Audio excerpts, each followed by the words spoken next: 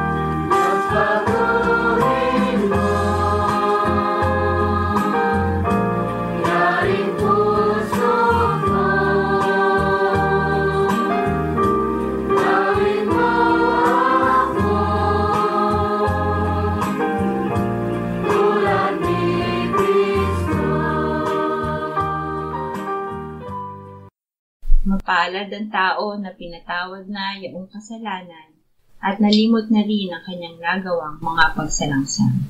Mapalad ang taong sa harap ng Panginoon ay di na pinararatangan ng kasalanan, dahilan sa siya ay hindi nanlilinlang. Noong hindi ko pa naipahahayag yaring kasalanan, sa buong maghapon ako'y nananangis sa matinding lumbay. Sa araw at gabi, bigat na kamay mo ang nararamdaman, ano pa't wala nang nalalabi akong lakas sa katawan. Hamog ang kaparis na dagling na tuyo sa sikat ng araw. Ako ay lumapit sa iyong harapan at salay inamin ang aking nagawang mga pagsalangsang, di ko inilihim. Pinagpasyahan kong ang lahat ng ito sa iyo'y idaing, at aking natamo ang iyong patawad sa sala kong angkin. Mga minamahal, sinasabi sa unang Juan, Kabanatang 1, Talatang 9, kung ipinahahayag natin ang ating mga kasalanan, maaasahan nating ipatatawad sa atin ng Diyos ang mga ito, at lilinisin tayo sa lahat ng ating kasamaan, sapagkat siya'y tapat at matuwid. Salamat sa iyo, O Diyos. Pinatunayan mo ang iyong pag-ibig sa amin nang si Kristo ay namatay para sa amin noong kami mga makasalanan pa. Ngayon ay buksan mo ang aming mga labi at kami ay magpupuri sa iyo.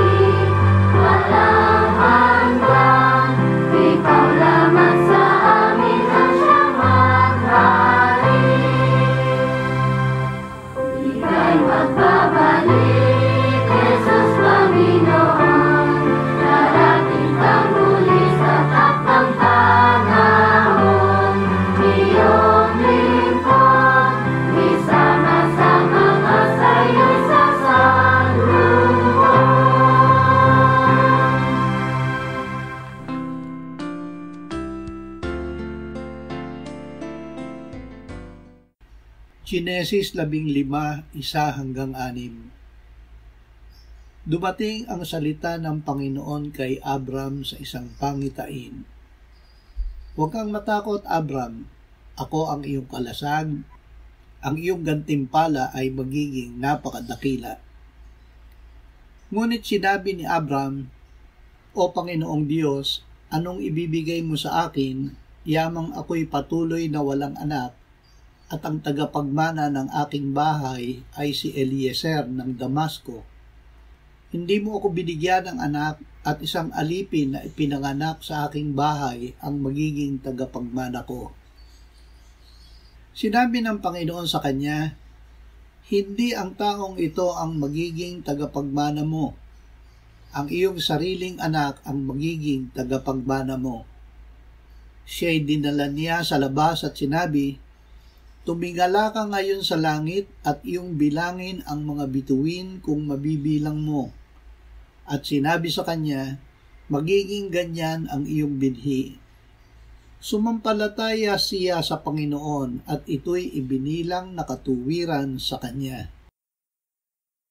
Ang pananampalataya ni Abraham. Ang walang pananampalataya ay hindi maaaring kalugdan ng Diyos, sapagkat ang sino mang lumalapit sa Kanya ay dapat sumampalatayang may Diyos at siya ang tagapagbigay gantimpala sa mga masigasig na humahanap sa Kanya. Diyos ang nagbibigay sa atin ng pananampalataya.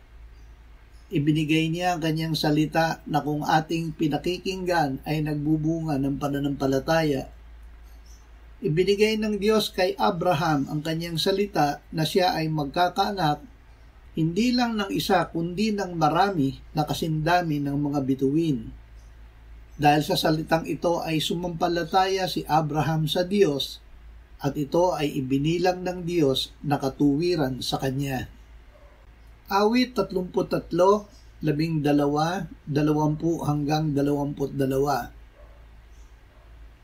Mapalad ang bansa na ang Diyos ay ang Panginoon, ang bayan na kanyang pinili bilang kanyang mana. Naghihintay sa Panginoon ang aming kaluluwa, siya ang aming saklolo at panangga. Oo, ang aming puso ay nagagalak sa Kanya, sapagkat kami ay nagtitiwala sa banal na pangalan niya.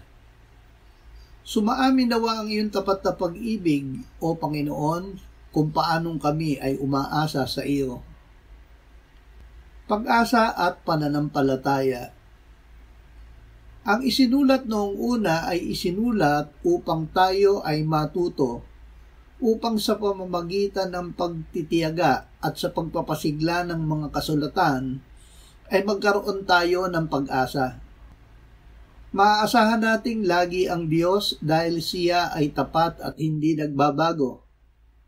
Ang ating pag-asa na mula sa salita ng Diyos ay gagawing tiyak ng Espiritu Santo.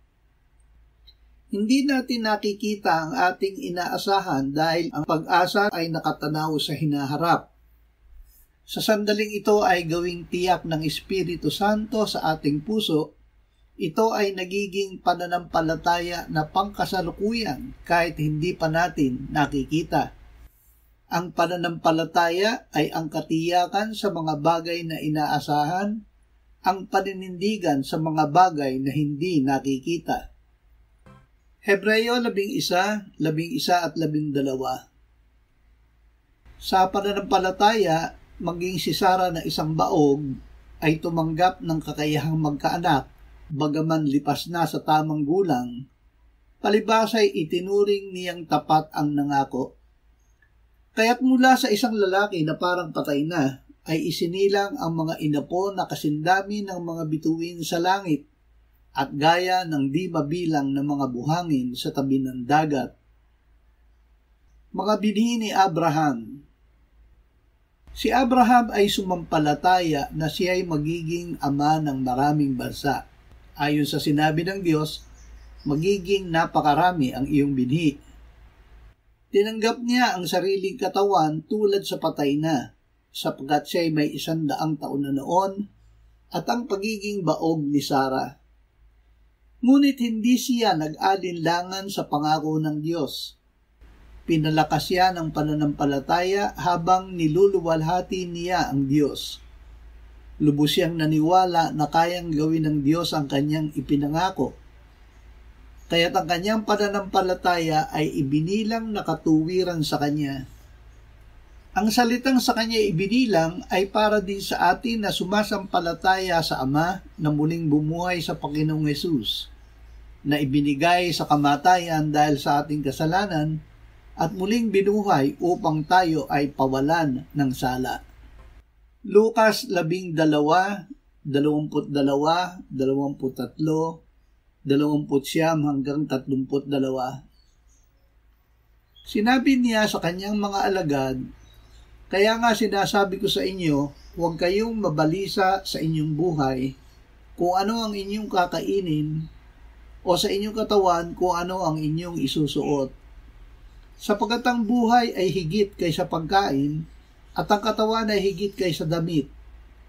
Huwag ninyong laging hanapin kung ano ang inyong kakainin, kung ano ang inyong iinumin at huwag kayong mabalisa.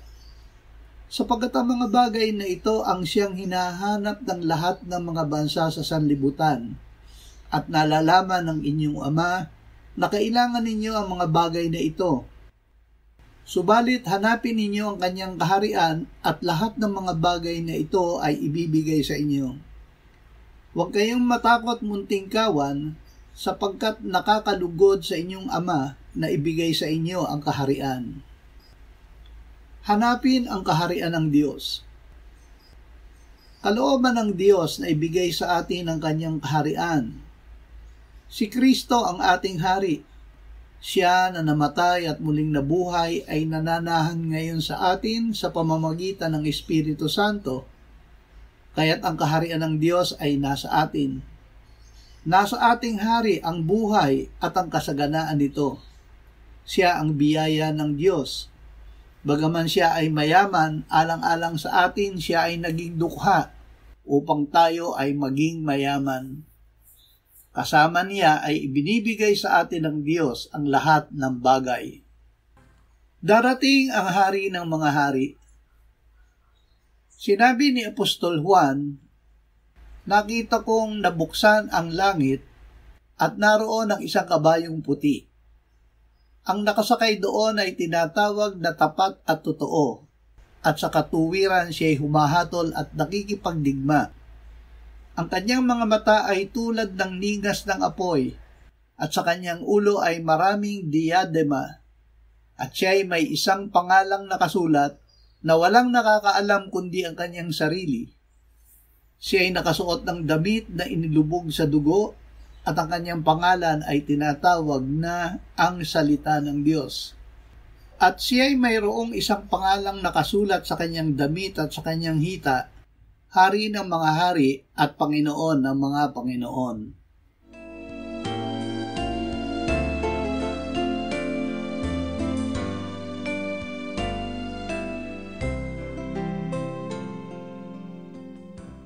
Manalangin tayo. Panginoong Hesus, sinabi mo, malibang kainin ninyo ang laman ng anak ng tao at inumin ang kanyang dugo, kayo ay walang buhay sa inyo. Ang sino mang kumakain ng aking laman at umiinom ng aking dugo ay may buhay na walang hanggan, at akin siyang muling bubuhayin sa huling araw. Sapagkat ang aking laman ay tunay na pagkain, at ang aking dugo ay tunay na inumin. Siya na kumakain ng aking laman at umiinom ng aking dugo ay nananahan sa akin, at ako sa kanya. Kung paanong buhay ang Ama na nagsugo sa akin, at ako ay nabubuhay sa pamamagitan ng Ama, gayon din siya na kumakain sa akin, siya man ay mabubuhay sa pamamagitan ko.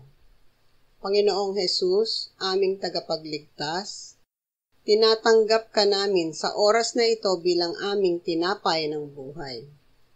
Tinatanggap namin ang iyong katawan na ipinako sa krus, namatay, inilibing, binuhay na muli at iniakyat ng Ama sa kanyang kanan sa langit bilang aming tunay na pagkain. Tinatanggap namin ang iyong dugo na nabuhos sa ikapagpapatawad ng aming kasalanan bilang aming tunay na inumin.